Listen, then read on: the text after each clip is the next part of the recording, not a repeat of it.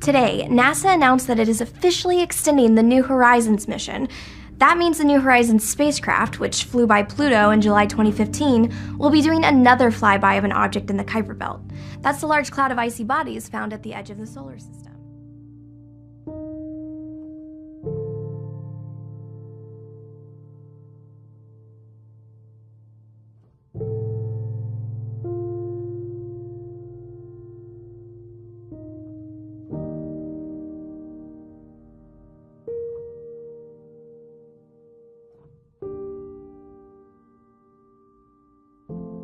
Friends, Jacob here. Oh, thank you so much for pressing play and for subscribing, and thank you for all of the awesome comments. Oh my goodness, I love them. I even love the mean ones, because some of them are incredibly bright and witty and very, very funny, and I do appreciate them.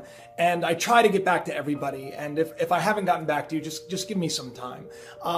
Today I want to talk to you about NASA's New Horizon mission, which has been extended, which I think is awesome. It was sent out to go to basically study Pluto. The New Horizons spacecraft, which flew by Pluto in July 2015, will be doing another flyby of an object in the Kuiper Belt.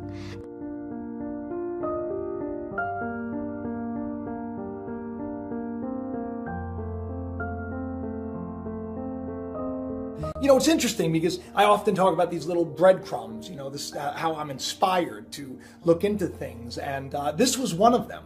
I stumbled upon this, this wonderful article about this, New Horizons mission and how, they're going to make the most out of it. During the flyby, New Horizons will gather photos and data of MU-69, just like it did of Pluto.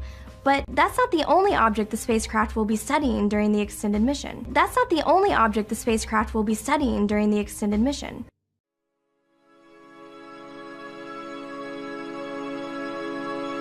They sent this, the New Horizons, they sent it out to study Pluto. And it's been traveling for some time, and now that it's there, they've now extended the mission. And what are they going to study? We're going to study a lot of other things in the Kuiper Belt. That includes studying the dwarf planet Eris, the second largest object in the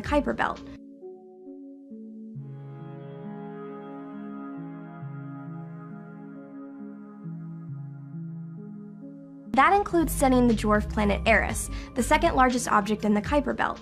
New Horizons will also be passing through the densest part of the belt, coming within 10 million miles of other nearby objects.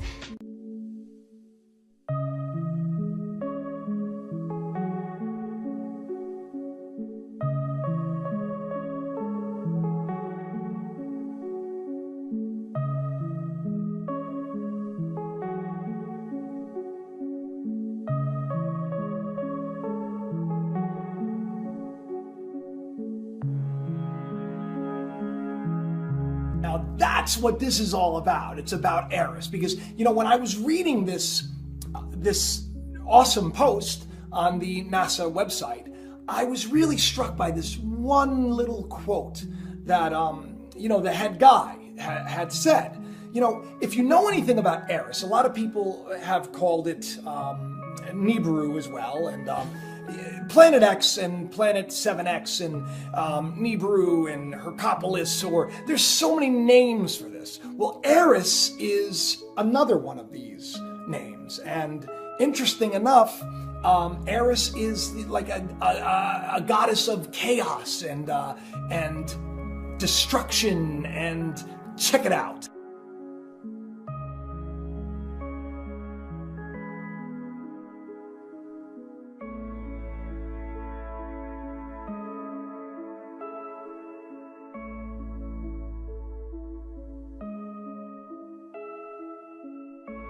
You'll notice that Eris is also pictured with the wings.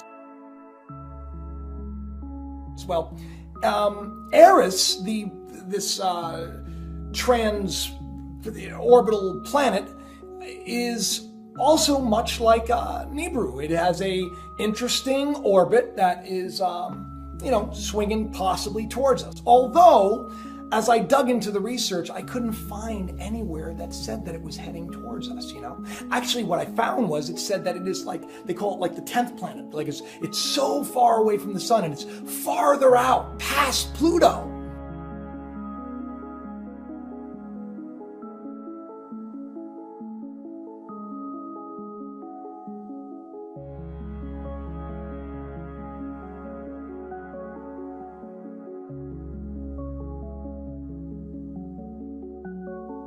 But what's interesting about that, you know, while they're taking all these pictures and they're collecting all this data, they also make a point in their video to, you know, mention Eris. That includes studying the dwarf planet Eris, the second largest object in the Kuiper Belt.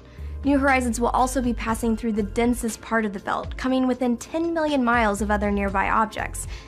Now it's interesting, that they pointed this out, and they made a point of showing you even that red planet, right, or that dwarf star or whatever it is. You know, they made a point of talking about it, and they made a point of saying that they're going to study it. Now, everything that I read about Eris says that it is very, very far away. It's past Pluto, right? But what's interesting about this, now this is where, you gotta really shake your head and say, wait a minute, we're not being told the whole story. In this little article that I read on the NASA website, the head guy says that we're going to even be able to capture pictures and collect data on Eris, and it talks about what Eris is. But this is the interesting thing. It says, although we'll be farther away than if we were on Earth. In other words, Eris is now closer to Earth than the New Horizons mission. I thought that Eris was so far away. And the New Horizons, the craft it's going to be right there. It doesn't make any sense for him to say such a thing, unless, of course, Eris is on its way.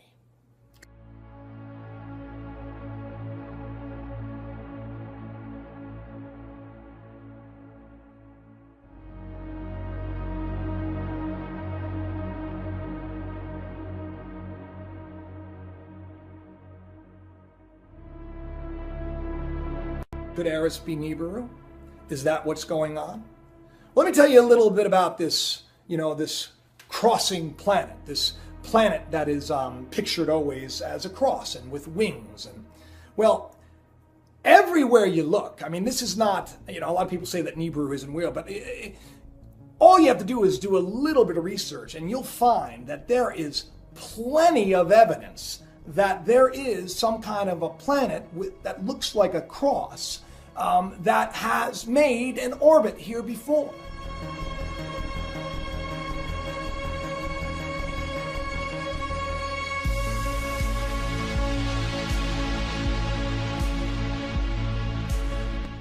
And I'm not just talking about Sitchin and the Sumerian tablets. I'm talking about, etchings, cave etchings. I'm talking about lots of artifacts that are found.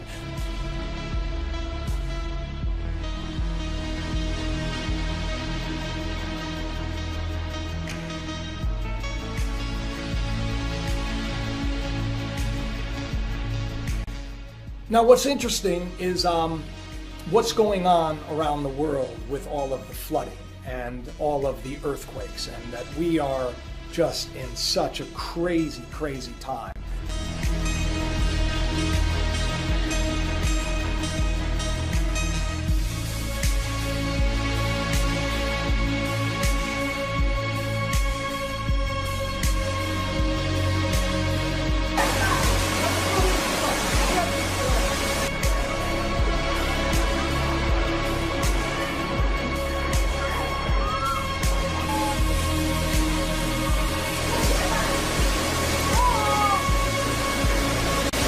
I don't know if any of you have paid attention to what's going on with, the weather.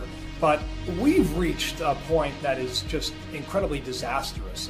Something about jet streams passing the equator, and that spells absolute destruction and disaster for this planet.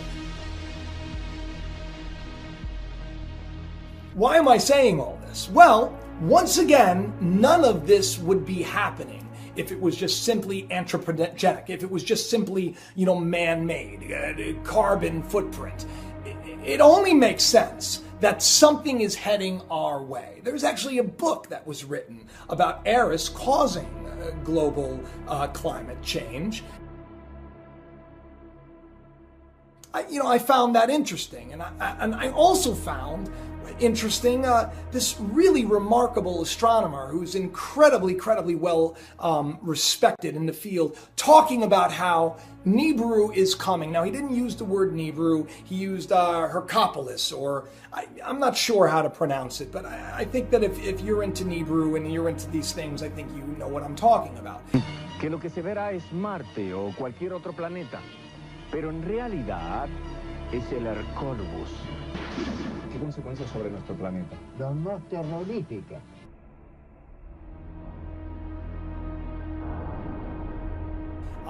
It goes by many names. And I just thought to myself, well, it would be confusing if it went by all these names, because how do you really keep track? I mean, we know Nibiru is the name that we all know. Could Nibiru be Eris? Is Eris heading towards us? Is that why NASA made a point of saying in their video that they're going to be studying Eris? That includes studying the dwarf planet Eris, the second largest object in the Kuiper Belt. Is that the reason? You know why? Because when things get closer to the point where things are visible in the sky, and yes, right now, some people are saying that it is, but you really do, from what I understand in my research, you really do need to have just fantastic equipment, telescopes, and all of that to really see what's going on. But in a couple of years, that's not going to be the case. I mean, I don't think that any of this is going to happen, within the next 6 months. I think that this is going to happen, and we have some time. And I think that this time is for us all to get the word out and to prepare. And I don't mean prepare like live in fear. I mean prepare like start to really get your house in order, start to really live your life, because this doesn't necessarily spell disaster and doom for us all. What it does say is that we are headed for a new day, and that new day could be on the tails of Eris coming towards us. When you look at what that lead NASA guy had said, the guy who's in charge, and when he said that it'd be easier to take the pictures from Earth because Eris is closer to the Earth right now than Pluto, that's a dead giveaway that they have been lying to us. And they haven't told us that Eris is headed our way. It's a mess, people. And they slide that little thing in. It was almost like like when I read it, I was struck within my heart, because I said, hang on a second. I thought Eris was farther away than Pluto, and if the New Horizon craft is right there at Pluto, wouldn't it be close? Well, not according to the head guy. The head guy says that it'd be easier and closer if we were taking the pictures from Earth itself.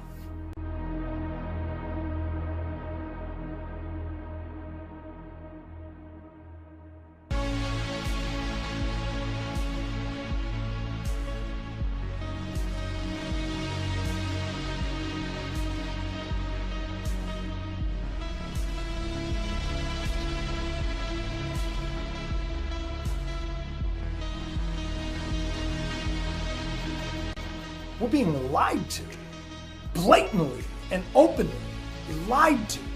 We're not being told the truth, and I get it, I understand. You don't want chaos, you don't want people to go crazy, we don't want cats and dogs living together.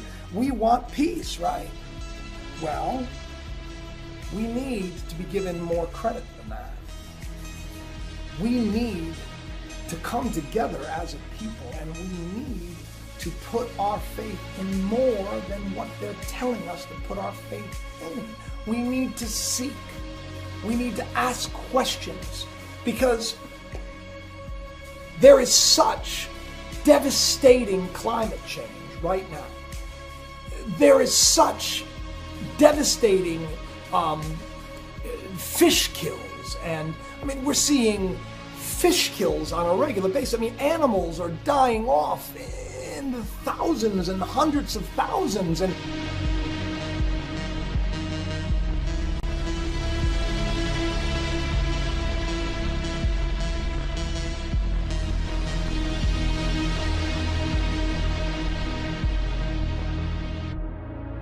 not to mention the massive flooding, which, by the way, for years, people that talked about Nibiru said this is exactly what would happen if an extraplanetary system comes into our solar system. And according to this head guy, it sounds like it already is. And that's frightening because nobody's talking about it. There are a lot of crazy things going on. I mean, did you see even the pictures of Jupiter? What the heck?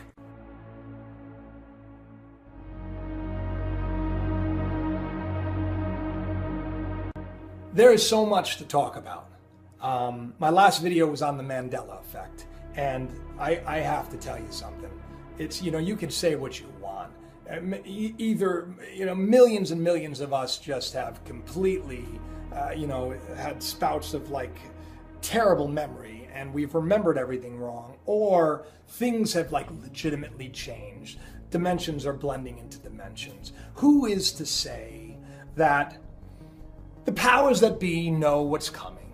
And this has been their call to action. I mean, why else are they allowing them to open up black holes? Yeah, no, I get it. They're, finding interesting things, like they just found an interesting tetraquark, and they're trying to discover dark matter, and they're opening new dimensions and trying to figure out the time travel. I get it all, But could that be their marching orders? Is that the reason? Is all of this happening because the powers that be are trying to somehow, play God and save this world corrupt system? This corrupt system that is built on lies. This corrupt system that is run by people who are immoral and bankrupt. This system which is control. This system which tells families to break up and tells children to buy the latest video game and kill the enemy.